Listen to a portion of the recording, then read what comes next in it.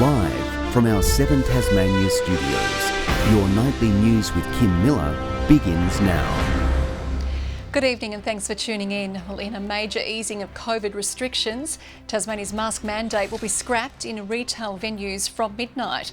Some hospitality venues will be next to follow, but Public Health has warned it all depends on COVID case numbers remaining steady.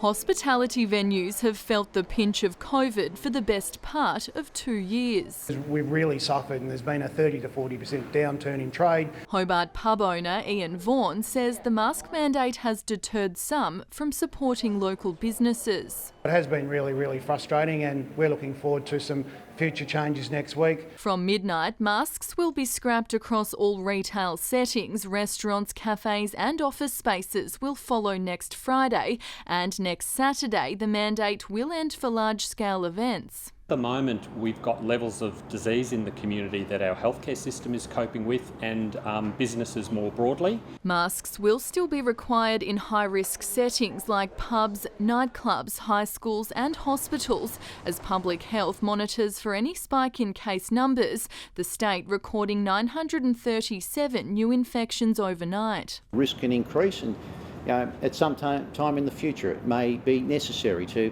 bring in masks again. Tasmanians are still encouraged to get vaccinated to stay protected from the virus. Second jabs are available for 5 to 11-year-olds this weekend. Public Health will mandate a third jab for aged care and disability workers by the 1st of April, but no decision has been made yet on the education sector. Just some of the small steps having a big impact as life returns to normal. Ainsley Kosh, 7 Tasmania News. A Tasmanian man's death was due to the AstraZeneca vaccine, according to a coroner. Ian William McDonald Reid died on 16th July last year, 2 weeks after receiving the vaccine. The 44-year-old suffered an intracerebral hemorrhage. Coroner Simon Cooper also commented he was satisfied there was adequate information available about the risks associated with AstraZeneca at the time. The Premier has traded barbs with Labor about who the Jack Jumpers CEO was visiting during a late-night sitting of Parliament in November last year. After Shadow Sport Minister Josh Willie released a text exchange with Simon Brookhouse from that night. The only reason I spoke to Mr Brookhouse on the 16th of November was because he was here at Parliament in the company of Jane Hallett. He then left Parliament to attend the end of a Jack Jumpers game and he returned late at night. That was his decision. The advice that I've received and Mr Brookhouse has provided to my office in terms of that visit and what Mr Willie has said in terms of his statement that he put out yesterday, that he's lying. The Greens have backed Labor's calls for an independent inquiry following allegations of a conflict of interest between former Sport Minister Jane Howlett and the Jack Jumpers CEO. Principle. We support the scrutiny of these sorts of documents when there's tens of millions of dollars of public money going towards any body, any institution. Labor will continue to push for an inquiry when Parliament returns next week. A mid-afternoon fender bender has slowed traffic on a busy Launceston street. Police, ambulance and fire services attended the single vehicle crash on Wellington Street just after 2 o'clock, which closed 2 lanes. The driver wasn't injured. A new survey from the Rail, Tram and Bus Union has revealed nearly all Metro bus drivers have experienced abuse on the job. 98% of respondents say they've been verbally abused, while nearly 69% have been threatened. Nearly half of those surveyed are considering quitting due to the conditions. The union is calling for increased security on problem routes, along with lifetime bans for repeat offenders. If something is not done, and the survey results support that, with the 50% considering leaving, that there will be an ongoing continual shortage of drivers. Metro says driver safety is its #1 priority and they welcome staff feedback. Georgetown residents on the NDIS have faced significant difficulties purchasing the support they need, according to a Workforce Agency report. Federal Labor is pledging to build a hydrotherapy pool in the community to attract allied health workers. Federal Labor making a splash, committing to a $15 million upgrade of the Georgetown pool if elected to government. The need for actually providing rehabilitation services here in this community was raised with me, particularly for participants of the National Disability Insurance schemes. Research by workforce agency HR Plus identifying many Georgetown residents are only able to spend about half of their funding allowance. It's not unusual for people on the NDIS in rural areas to not spend a lot of their allocated funding. So somewhere between 30 and 60% of plans are not being spent, generally because people aren't able to access the services they need. Deficit that's been identified with respect to the access to health and rehabilitation services is really important. That needs to be addressed. It's hoped the addition of a 24-hour gym, new pools and hydrotherapy services will attract allied health workers to the region to help those that can't travel afar. When you have both an ageing demographic as well as some of the lowest socioeconomic community sectors in the whole of northern Tasmania, a lot of the time that transportational capability just doesn't exist. Currently, the Georgetown pool is only open in the warmer months from October through to March, but an indoor pool would give people in the area the opportunity to swim year-round. The federal member for Bass says she's been continually having conversations with councils and others about their priorities. That work is ongoing and any election commitments will be made in due course, with no firm date for the election yet. Elizabeth O'Neill, 7 Tasmania News. Well, Tasmania's soccer community is ramping up its campaign to score a team-based camp for the Women's World Cup. A new promotional video has been released, spruiking the state's offering and hoping to capture the eye of FIFA representatives.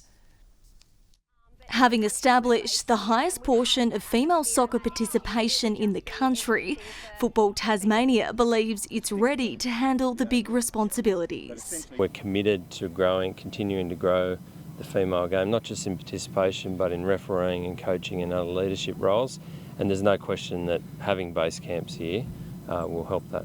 Those base camps would attract international teams to the local stage ahead of the Women's World Cup. It's so important that we have at least one, preferably more than one, base camp here, otherwise we won't be a part of this huge event.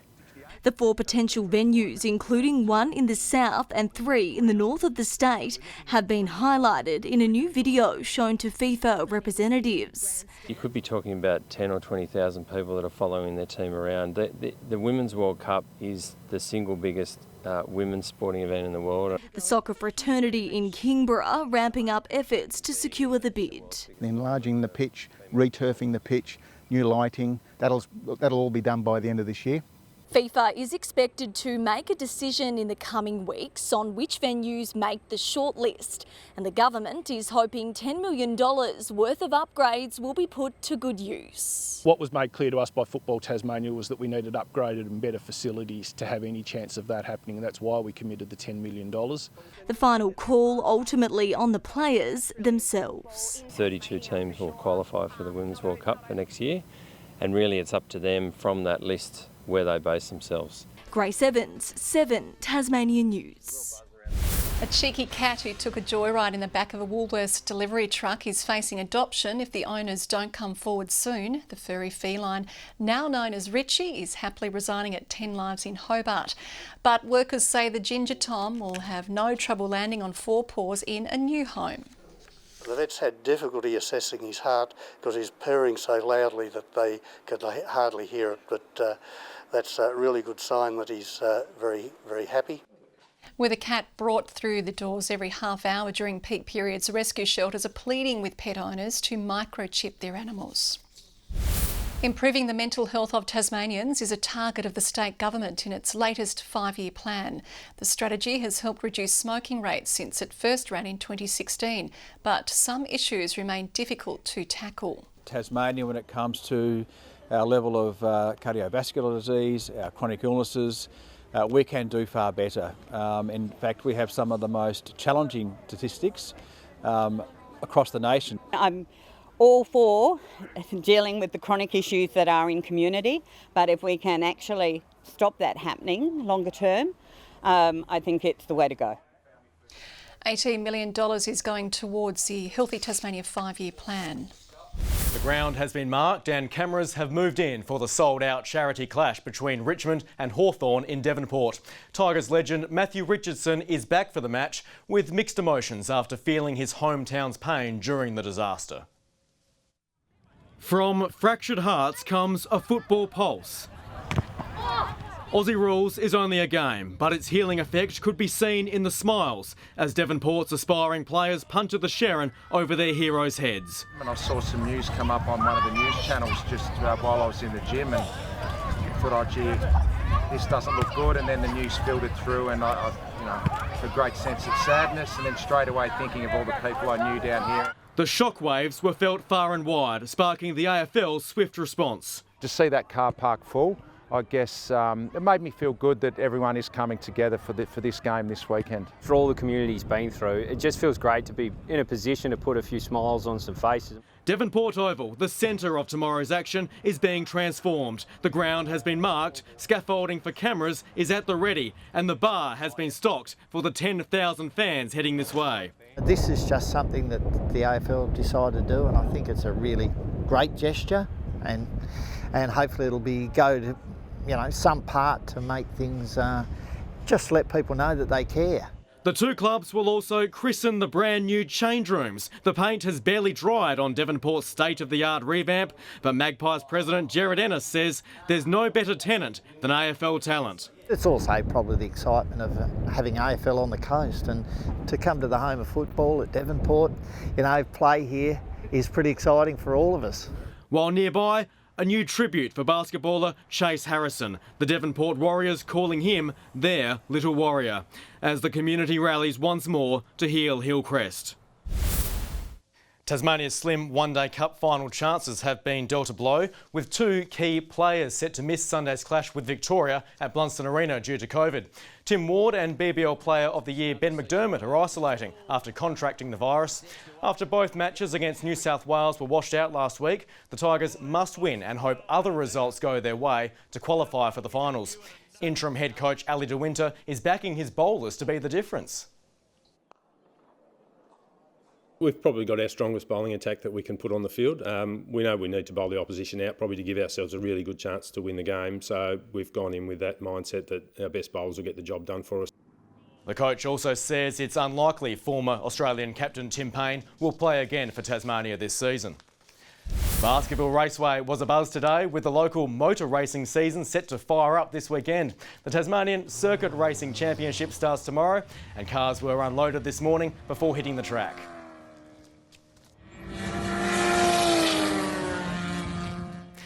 There's action all day Saturday and Sunday, with the weekend also featuring the presentation of trophies to last year's champions. And with the new Regatta Point Stadium unveiled this week, tonight's Friday Flashback is to Bellerive Oval's major revamp, which landed a huge cricket coup.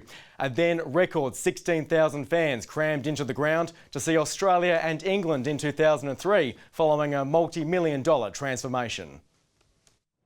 Politicians and stadium projects have often gone hand in hand, and in 1998 it was the cricket mad John Howard's turn to see Bellerive Oval. Well, careful fellas, don't. You can get in the front of the Prime Minister, but you don't. The PM's pitch was funding towards an $18 million upgrade. Bellerive is one of the more beautiful cricket grounds amongst a lot of beautiful cricket grounds in Australia. Concept plans were drawn, machinery moved in, and capacity skyrocketed as the new southern stand went up, dragging the beachside ground into the modern era. The end result landed a huge coup, a blockbuster one-day clash between Australia and England in 2003. First chance I've had to captain this side down here in Hobart. One of the biggest days in our history since we started playing international cricket here in 1989. The ground still wasn't big enough. 16,700 fans crammed into Bellerive, more than its official capacity. Some ticket holders were even turned away. Luckily for those inside, the match was a classic. So was the commentary. Enough wood to build a billy cart. Plenty of love from this lady, but very little between those in the middle. Oh, I tell you what. Damien Martin and Michael Bevan pulled the Aussies to the surface after a rough start. Martin had the crowd roaring loudest, reaching his ton off the final ball of the innings. He's got it, it's 100. That was beautifully played. Damien Martin Chasing 272, England started superbly, but a mid-order collapse set up a titanic ending. England needed 12 off the final over. Victory was denied thanks to a steely Shane Watson. And he showed a lot of courage and a lot of determination last night to do the job that was needed, and he did it for us well. When lights went up at the ground in 2009, the transformation was complete. Bellerive had become a venue for all seasons. There's some great memories there, Kim. Surely is. Thank you very much, Tom. Good evening. Launceston's 27 the top today. Hobart reached 26, Burnie 22 and Devonport 24. Grove, Ouse and Flinders Island all 26. Strawn and Friendly Beaches 24. Smithton and St Helens 23 and King Island 22. Bit of cloud around. Patchy low-level cloud over the north and east today in an onshore flow. Bit of high cloud also streamed over from the northwest. A frontal cloud band is approaching us from the west. A broad band of cloud lies over the interior of Western Australia, extending to the east. Thunderstorm activity over southeast Queensland and northern New South Wales. Tomorrow, a trough slowly crosses Tasmania, followed by the cold front in the evening. A low moves over Victoria with troughs over the mainland. North to northeasterly winds at 10 to 20 knots, tending southerly over the west and south in the afternoon before increasing later in the day. Strong wind warning for the west coast, the southeast, Storm Bay and the Channel. We also have a minor flood warning for the South Esk River. Tomorrow's forecast, Saturday, a bit of rain coming through. A humid day for Hobart, a top of 25. Same for Maydena. A humid day for Oatland, showers developing in 23. Launceston, humid, showers, possible heavy falls as well. 28 the top, 23 for Devonport. Looks like the Hawthorn Richmond Hillcrest fundraising footy match might be under a bit of a showery sky tomorrow, but that won't matter. 21 for Liowini, some heavy falls in the hills as well. 23 for Burnie, a humid day, showers for Strawn. 23 the high for Marrawar. St Helens atop tomorrow of 24 degrees, 25 for Swansea and Orford, all with showers developing. UV at a very high 9. The chance of showers over the east on Sunday, but fine and windy for the rest of the state. Fine and partly cloudy on Monday, and also a slight chance of a morning shower on Tuesday over the west, central and south. Otherwise fine. Sunny and 32 in Perth, a possible shower for Adelaide. Early rain in Melbourne. Rain and or showers for Sydney, Canberra, Brisbane and Darwin. It's cloudy at the moment. Hobart 24 degrees, Launceston 22, Devonport cloudy and 21. Humid for the weekend, Kim, but don't like the look of that rain on the way. No, not at all. Thanks, Murph. Well, that is all we have time for this evening. Join Louise Hubar and the team over the weekend. But for now, good night.